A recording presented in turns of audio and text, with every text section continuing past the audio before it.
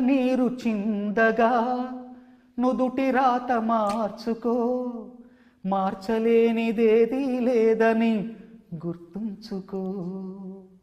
పిడికిలే బిగించగా చేతి గీత మార్చుకో, మారిపోని కథలే లేవని గమనించుకో.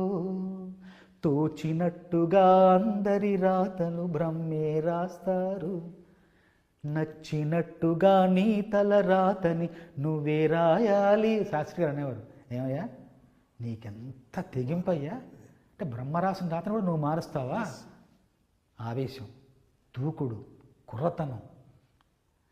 తోచినట్టుగా అందరి రాతను బ్రహ్మే రాస్తాడు, నచ్చినట్టుగా నీ తల రాతను నువ్వే రాయాలి.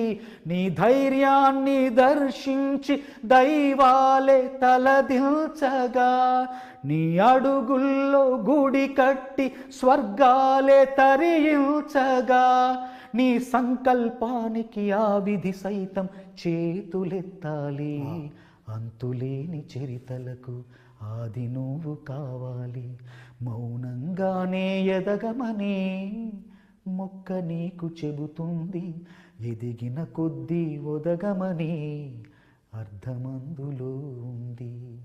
అపజయాలు కలిగిన చోటే గెలుపు పిలుపు వినిపిస్తుంది, ఆకులన్నీ రాలిన చోటే కొత్త చిగురు కనిపిస్తుంది.